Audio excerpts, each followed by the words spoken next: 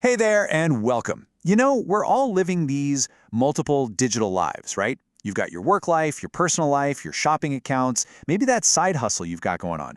And let's be real, it gets messy fast. So today we're going to dive into a really brilliant tool that's designed to bring some serious order to all that chaos. Okay, so here's the game plan for this explainer. We're going to start by tackling that digital mess head-on. Then we'll meet our hero, Firefox containers. But, and this is important, we're not stopping there.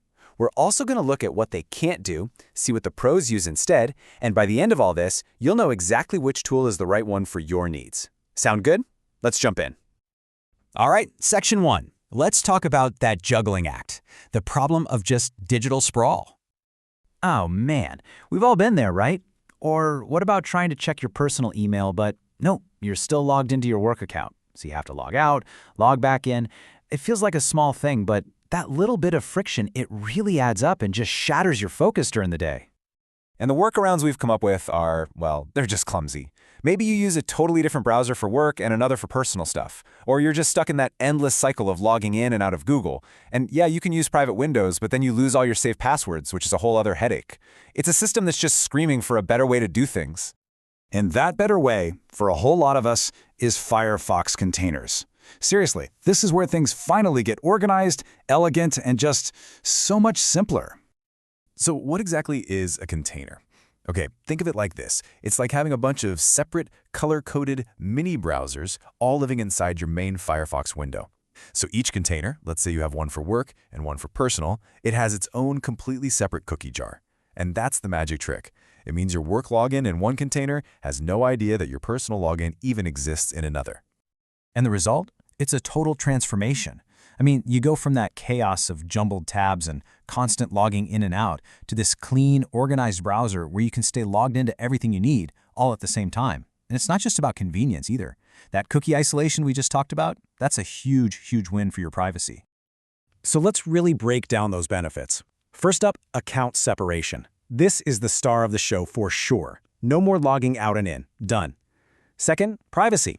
Because all those cookies are isolated, Facebook, sitting in its social container, has absolutely no idea you were just looking at shoes in your shopping container. And third, it's just pure, simple organization. Those color-coded tabs give you this instant visual clue so you always know what hat you're wearing online. Okay, this all sounds great in theory, right? But you're probably wondering, how does it actually work? Is this going to be complicated to set up? And the answer is a big nope. It's actually incredibly straightforward. Getting started is literally as easy as 1, 2, 3. First, you grab the free extension from the official Mozilla site. Second, you create your own containers. Give them names, colors, whatever makes sense for you. And third, you just tell a website, hey, from now on, always open in my shopping container. It's totally a set it and forget it kind of deal. And here it is. This is the killer feature that gets most people hooked. Just imagine this. You've got your work Gmail open in one tab, and right next to it, your personal Gmail in another. Both are fully logged in. They don't fight with each other. It all just works. It's amazing. Okay, so we've established that containers are awesome for organization and basic privacy. But, and this is a big but, they are not a magic bullet. It's super important to understand where their protection stops. Which brings us to the big question. Are containers like a foolproof privacy and security tool? Well, not exactly. And this is where things get really interesting, especially if you need true anonymity or if you're juggling multiple professional accounts. There are some limitations you absolutely have to know about. All right, so limitation number 1 is something called the shared browser fingerprint. So what on earth is that? Well, think of it like your browser's own unique, fingerprint. It's made up of all these little details, the fonts you have installed, your screen size, your graphics card, and here's the catch. Even though your cookies are separate in each container, the fingerprint for every single one of them is exactly the same. For a sophisticated tracker, it's a dead giveaway that all those different accounts are coming from the same person. And limitation number 2 is even simpler to understand, the shared IP address. Every single container you're using, work, personal, shopping, you name it, they all connect to the internet from your one and only IP address. So to any website you visit, it's pretty obvious all that activity is coming from the exact same place. And this really brings us to the most important takeaway of this whole section. It's this.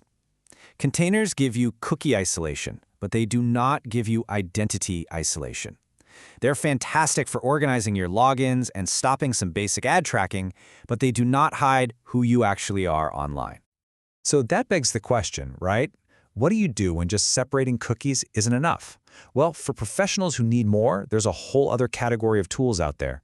Think about it. If you're an e-commerce seller running multiple Amazon stores, or you're a social media manager handling 10 different Instagram accounts for clients, this becomes a massive problem. See, these platforms are actively looking for these kinds of links. If they spot 5 accounts all sharing the same fingerprint and IP address, they can, and they will, suspend all of them in one fell swoop. And using containers won't save you. And that is where a tool called an anti-detect browser comes into play.